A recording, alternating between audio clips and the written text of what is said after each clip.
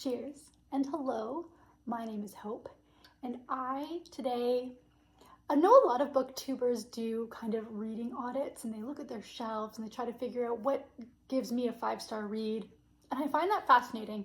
That is not how I read. I don't star rate my books very often because my opinion on them changes frequently. But one thing I do know is that I am not, by nature, somebody who gravitates towards horror. There's just something that I've never meshed well with, but I hear people talking about these incredible books sometimes that sound excellent, and then they say it's horror, and I almost immediately discount them.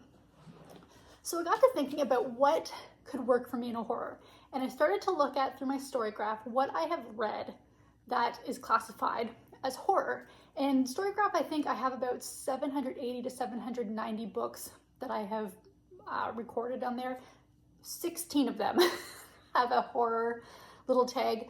None of them were horror primary. They were all horror, like the secondary kind of thing. And some of them, there's absolutely no way they should have the horror tag on them. One of them was like the Rin Shapeko duology. Like, there's, under no circumstances should that be horror, except that one of the characters is a vampire or a couple of the characters are vampires. So I would say I would take that with a grain of salt. But I got looking at the other ones that I have, and I think what I realized is, for me, I don't mind like creepy imagery or dreams that go a little weird. For me, body horror is an absolute no-go. Even when I'm just reading fiction and things get too descriptive in the body, it just makes me so queasy. I don't know what it is, but there's something about the human body that grosses me out. And I'll just be honest about that.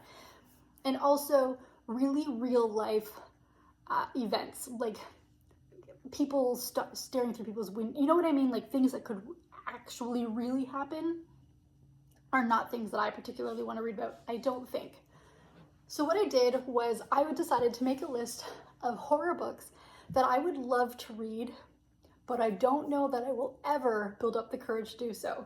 So if you are like me, maybe you can let me know if there are any you have read that you've enjoyed, or if there are any kind of horror adjacent books that you enjoyed that you think maybe I could do. I am very much a fiction and fantasy reader. Those are definitely my two genres by like a long shot. I love thrillers and mysteries when they aren't super grotesque, except for S.A. Cosby, who is one of my favorite thriller mystery authors, and he definitely can get a little intense in his graphic nature sometimes, but for some reason, I'm okay with it.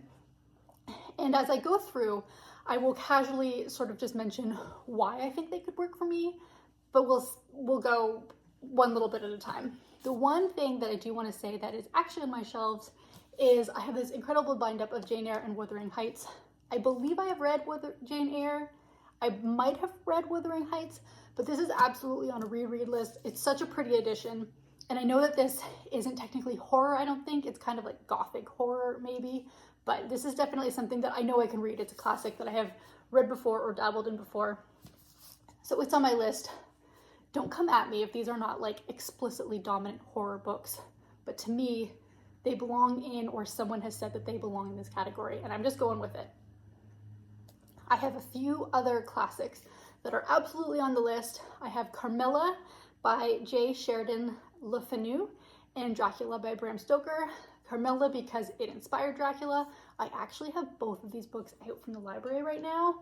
I was thinking about doing a reading vlog for that, just because I think it would be interesting for myself to see my response to these books, but we'll see. Frankenstein by Mary Shelley is on this list. Frankenstein is not one that I think I'm going to be getting to anytime soon, only because what I know of the story, I feel like it could get a little intense in the body horror. And like I said, that immediately right there is going to take me away from the book.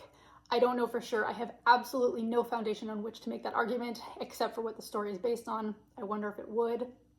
So we'll see how it goes for that one. Another one that I think kind of leans more literary horror, Rebecca by Daphne du Maurier.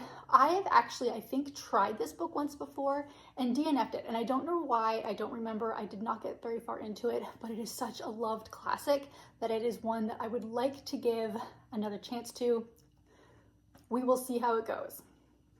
I guess I should also say through this, For some of these books, I don't really know the entire synopsis of them, and that's probably better for me not to know. So if you're looking for full synopses on these books, you are unfortunately going to go have to look elsewhere for them. These are just books that have come onto my radar that I know a little bit about, and we will see if I ever get to them.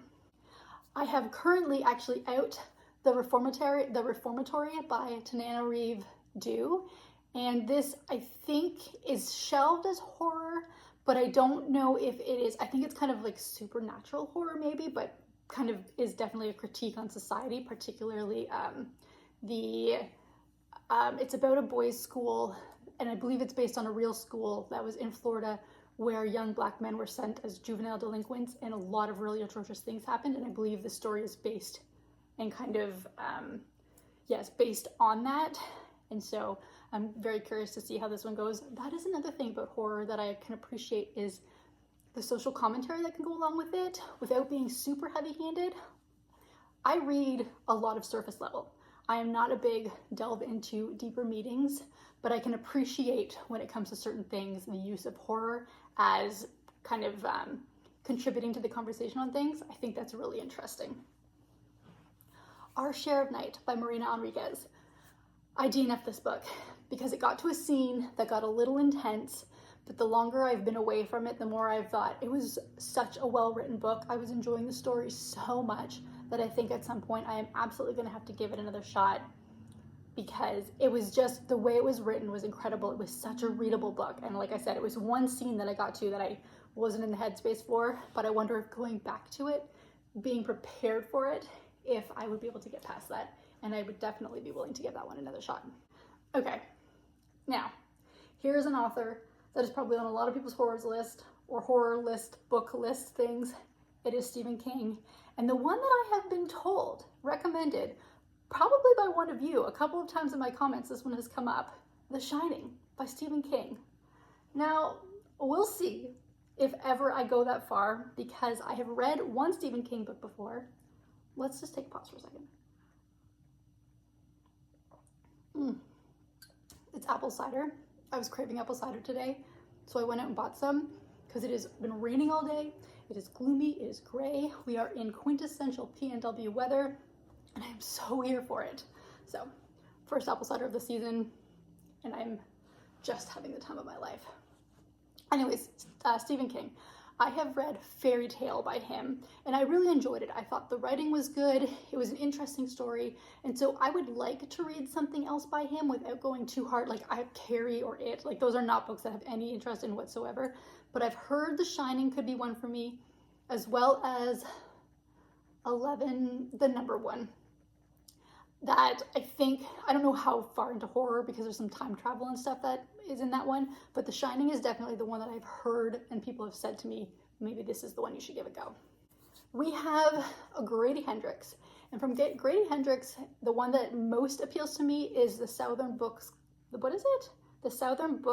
Club's Guide to Slaying Vampires. I love a good vampire book, and again, when it comes to vampires and horror, my concern would be graphic body stuff. So we would have to see how that goes. I would probably need to do a little bit more research into where kind of the plot of that story goes, but it always appeals to me when people talk about this book. It always sounds like a book that I want to try. I've just been a big baby about it and have not. Another book that I wasn't sure I wanted to try it, but the more and more people just seem to absolutely love it, and this author, and that's Our Wives Under the Sea by Julia Armfield. Again, this is definitely classified probably more literary horror than straight horror. It's shelved in fiction at Barnes & Noble, that's all I know. It's something that I think I would like to give a try to, because I wonder if this is kind of more like creepy, atmospheric sort of horror as opposed to body horror.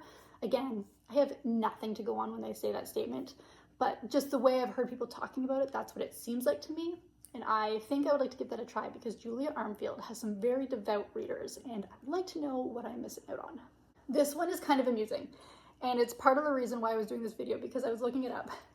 Tomorrow is the 20th anniversary of the Twilight Saga. Twilight Saga is coming out in a bunch of new things, and I am so stoked. I have the box set coming to me. I'm very excited. It's on hold for me.